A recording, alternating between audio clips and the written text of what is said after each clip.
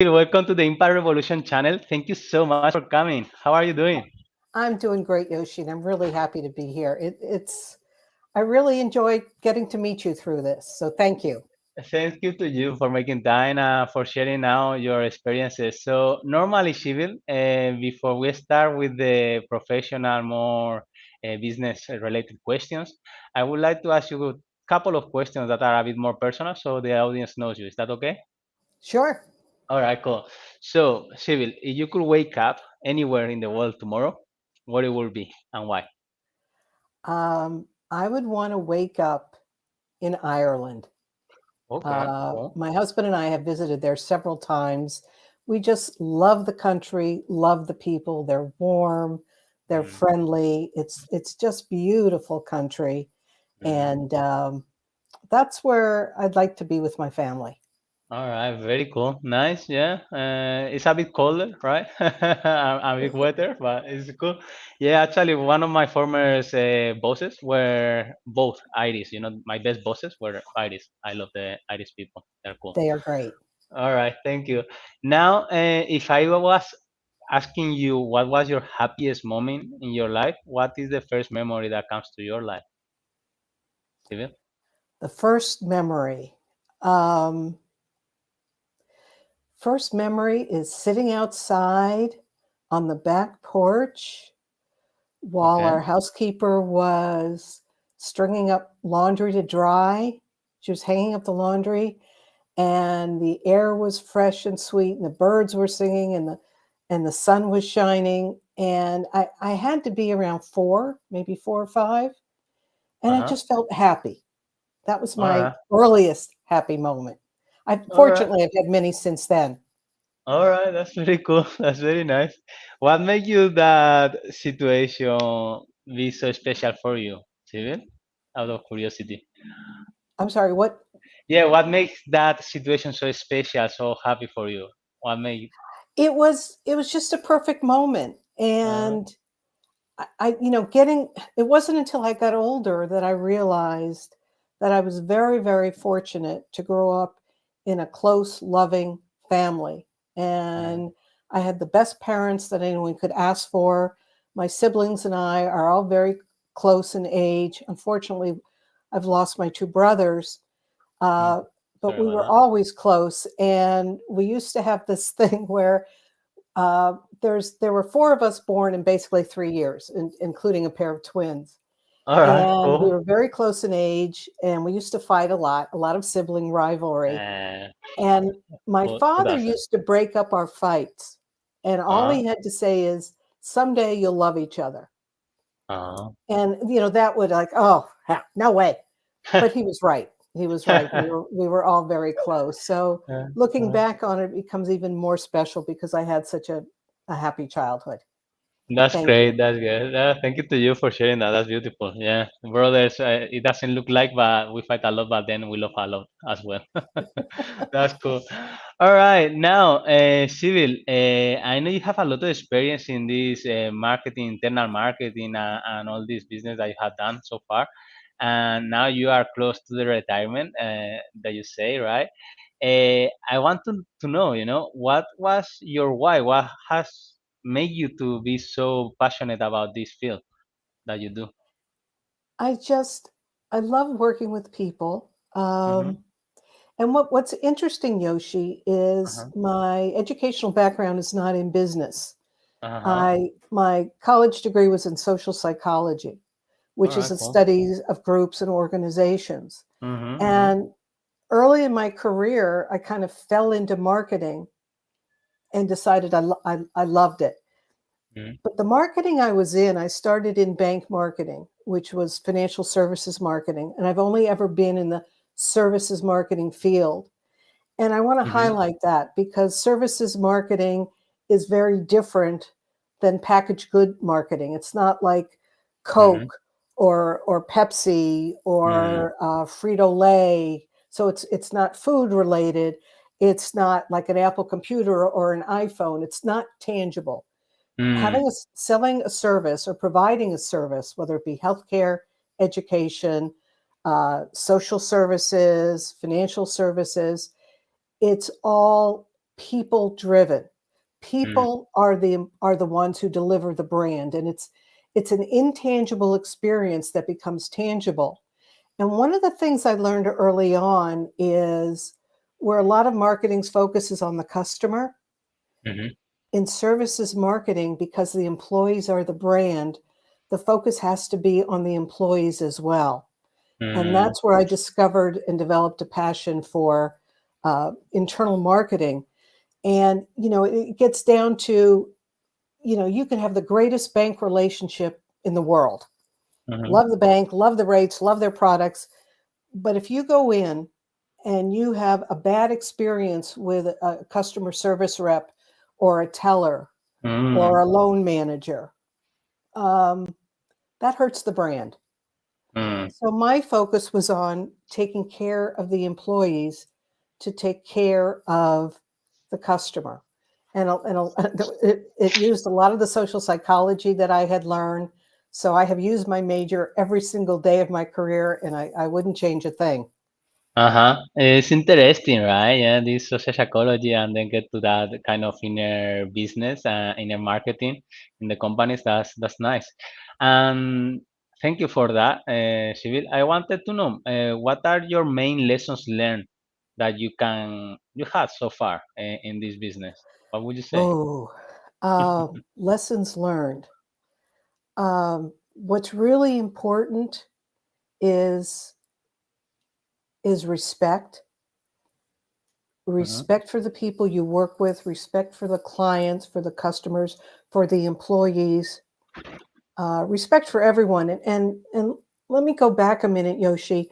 When Sure. I was talking, one of the things that got me early in my bank marketing career is Hmm. we were putting together a promotion to Okay. attract new accounts.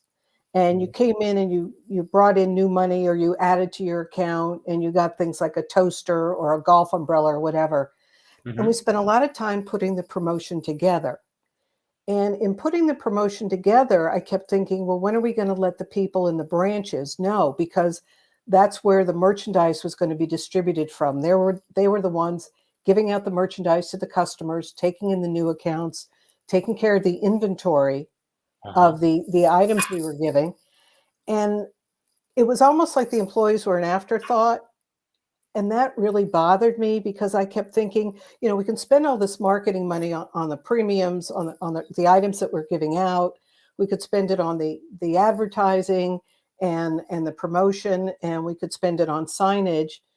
But if a customer walks into the branch and having seen the ad the day before and said, "This is great, I'd like to open a new account because I want the golf umbrella or the toaster, whatever." And Uh-huh. if the customer service rep or teller doesn't know what they're talking about, we've just wasted all that money. But to me, Mm, it was more than the money. It was the lack of respect for not giving enough time and attention to the teller and the customer service representative and the branch managers. My focus was on getting them involved early so they mm, knew what was expected of them. And to me, it was a matter of respect, mm, because if that situation happened where the teller couldn't answer the customer's question,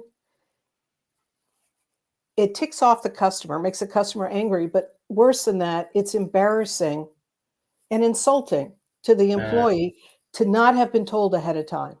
mm. It's, So respect is big. it's considerate. Yeah. It's Yes, about being consideration. consideration. Yeah. Yeah. I like that. Yeah. Great example. Yeah. Beautiful. No, definitely. Yeah. There has to be a connection and great communication internally in order to provide the best service, right? Because if everybody doesn't know what we are doing or what it has been done Right. from the top, yeah, then that doesn't make any sense for the customer experience. That's really cool. Thank you. Yeah. And I know you get it. That's why I'm so happy to do this with you. Yeah, And no, hopefully people will tune in so others will get it. And you're yeah, right. Part of the it's respect is communication, uh and it's empathy, understanding empathy. what the people who are involved have to do. I used to joke sometimes about marketing in a lot of organizations, because it Uh-huh. was kind of like, another department would see us coming. And it's like, bar the doors. Here comes marketing. We don't want them to know we're here. Uh-huh. Because in essence, what marketing did, even though we were trying to bring in new customers for everyone, we were perceived as creating work for other departments. Okay, sure, yeah. So It's more it's business. having that empathy for the people that, we can plan and strategize all we want, but if we don't include and engage the people who are directly involved, Mm. it's a waste. Yeah, yeah, yeah. No, it's a good point. It's a good point that many people don't maybe realize. And the more business, there could be more stress, and other people could be influenced or affected by. And the consideration to get everybody involved and to pitch in, right? And to see that everything is okay and everything is aligned. It makes a lot of sense, definitely. Sybil, thank you so much. Yeah. All right. So, I normally ask this question at the end of the interview, but I feel like doing it now. So, if you had the chance to leave a big message to the whole world, Sybil, what it will be and why? It cannot be your quote. Oh, I'm sorry. It has to be something different. you read my mind. That was my quote. Yeah. You know, part related to my quote is take Oh, care of the employees, they'll take care of the customers. okay. My message, though, I want to go back to it, is respect others, be empathetic, be caring. Mhm. Um, it's so important, and unfortunately today we see it in the United States. Unfortunately, uh, there's more dissent. There's not a lot of empathy. There's not a lot of respect. There's not a lot of dialogue or communication. Yeah, a lot of And to me, it polarization, comes down right? to respect and communication and connection. Hmm. Yeah, I was going to, well, I'm going to write a article tomorrow about this, about having empathy, because there has been a video I watched on LinkedIn by someone who posted. He was saying that the chat box of an AI application, that are OpenAI, they had more empathy than the real doctors. Oh, They were that's not good. testing, that's not good. they It's not they good. they dehumanize organizations, in a way that now ChatGPT and all these robots are going to be preferred as leaders of managers, rather than real, yeah, because they lack empathy, most of them, or a high percentage. And I was astonished, I was like, no way, this cannot. So, what is this? Scary. Yeah, what is this respect from you comes from? Why is this word respect for you is such a big thing, Sylvia? My parents, again, they were Yeah. big on respect, and as my mother often said, you don't get respect automatically. You have to earn it, Mm, and it takes a lot of time to build. Part of what's involved in respect is trust, and it mm, takes a long time to build, mm. but it takes a second to destroy trust and Yes. respect. Hmm. Yeah, And I like that. Mm. I do want to go back. I think you asked me the what was it, the Sure. lessons learned. Yes, yes, I'm of just thinking course. about, Sure. besides respect, Uh-huh. um, communication and connection. Mm-hmm. And again, they're all tied in with each other. Yes. And as part of that, which is also important to me, is having a good sense of humor, Uh, lightening things up. One of the things I found is Levity. levity. Yeah. When I would work with clients, I would have to become almost part of their organization so Mm, that I could understand what their situations were and how I could best help them. mm-hmm. And at the end of the day, or when I was done with the project, I always kept in touch with them. But at the end of the day, I was going back to my consultancy and continuing to work with them and other clients, but they had to live in the ugliness of the politics of their organization. Mm, I was not there all the time, but I would be, you know, I would stay in touch with them. I would every once in a while send them some cartoons to lighten things up mm. that were relevant to them. I once Uh-huh. got uh, it Sure. was a voodoo doll Okay. for one of my clients to stick pins in. It was a happy voodoo doll.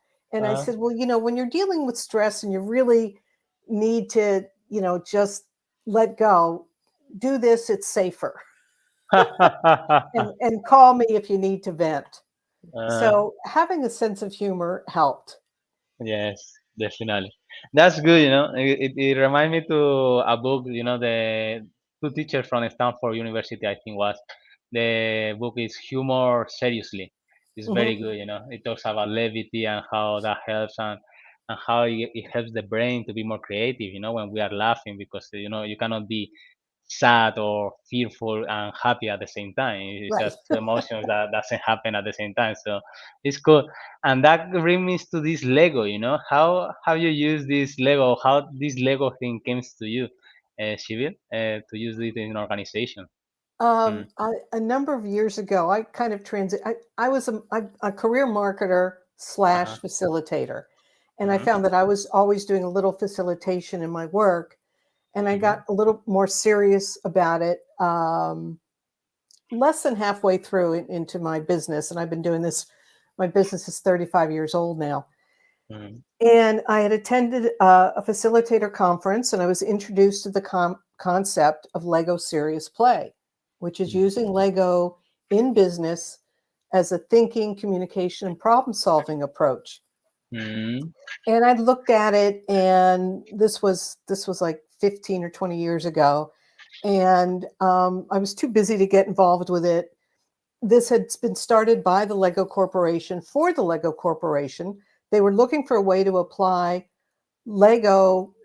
They could use Legos in their strategy development at the corporate level. Mm-hmm. And they brought in business people, they brought in linguistics specials, neurological specials, communications specials, psychologists, people who worked in gaming theory. And this Uh-huh. evolved over the years. And at some point, about, I don't remember, like 10 or 20 years ago, Sure. Lego was having some financial issues. I think, well, it was almost 20 years ago during the recession of 2008, the global recession. Uh-huh. And they had set it aside, and then other people picked it up. Now, we're still affiliated with Lego, but I was certified several years ago by two of the founding members of the Association of Master Trainers. And these two individuals had been key in the development of Lego Serious Play from the beginning. Ah, So very now, interesting. having been certified, I am part of a global network of Lego Serious Play facilitators. In fact, I was in a global chat with them last week. There were about 98 of us from 35 countries. And Cool. we use Lego Serious Play in business. I use it Okay. primarily not for strategy development, I use it for team development.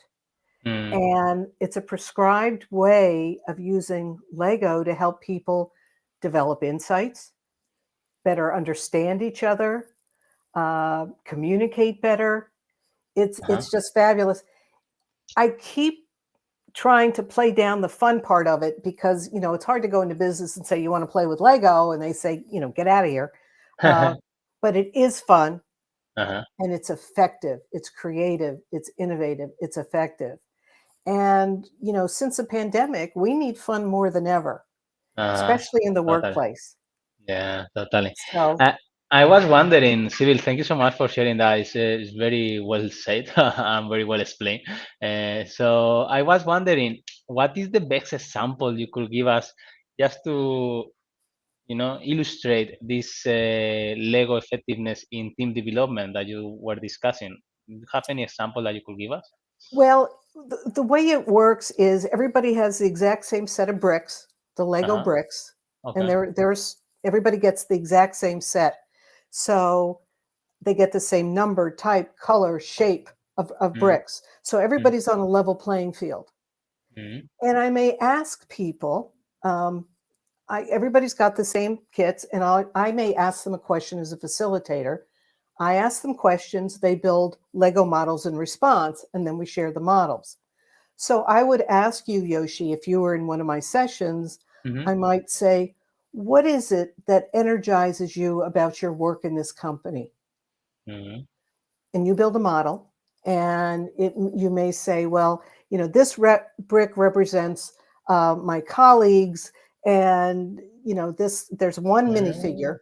This represents me and how much I enjoy being with my colleagues, and here's how I go about this. So you answer the question, what energizes you about your work, Uh-huh. in a way that's very different than if you sat around a table and put it up on a flip chart. And if you do it on a flip chart, the first person gets the advantage. And then everybody else, may change what they say. Whereas with Lego Serious Play, you're all building at the same time. You're building your own unique models. Interesting, yeah. So it's a more creative expression. It's a deeper expression. Mm-hmm. And by sharing their models, you can see where a lot of their thoughts overlap. Mm-hmm. Uh-huh. Um, and it's almost, it's just a great thing, because in expressing yourself that way, and we say there are no wrong models. Mm-hmm. What matters is the meaning you put into your model and the metaphors you use with the bricks.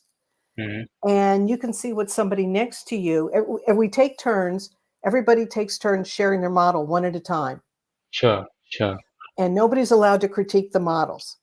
Uh-huh. Nobody's allowed to say, Yoshi, the model you built to me represents. No, it matters what you put into the model.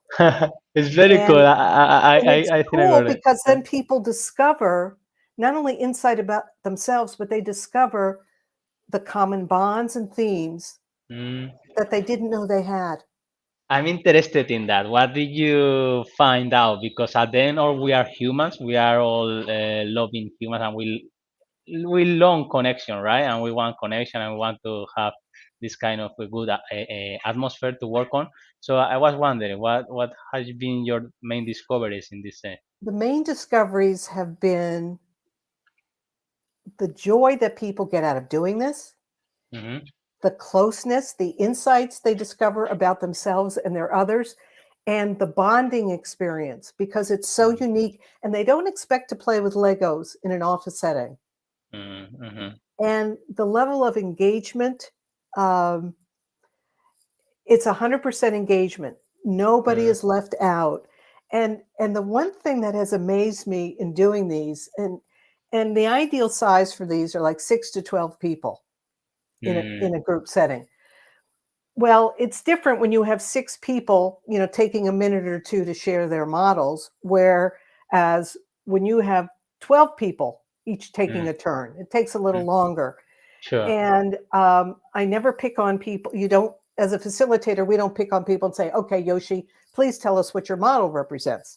Mm-hmm. We ask for a volunteer. Mm-hmm. And you'll have 1 or 2 people volunteer, and then they may go around the table or whatever. But what's fascinated me recently in some of the ones is the first time after the second time, and we do a series of different models. They break the Uh-huh. model down, then they build a model in response to a different question. That by the third model, people are like, I want to go first. I want to go first. I want to go next. I want to go next. They're so eager and anxious to share what they've built. And Uh, that to me is amazing. That was really cool, yeah. That sounds fun, really. It And is. this the bonding experience, the engagement experience, it has to be very powerful. And you say about the overlapping things, right? That many people build different things, of course, because they illustrate or they construct in different ways, but they kind of meant the same thing, right? They Is mean what I the understand. same thing. The other thing that's interesting is some people's models may spark ideas to others and say, I hadn't thought of that, or I Mm, didn't realize that was important to you. One of the interesting things I did was for a company that we were doing this for their customer service team. mm, And, one of the things I said to them is, why build a model of what your customers tell you about why they like doing business with you. And there were some overlapping things, there were some unique things.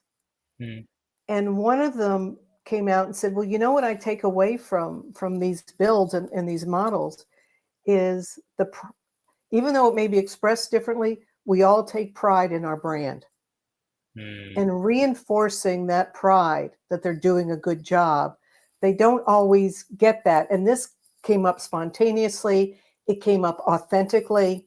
mm. It was, yeah, it really touched me.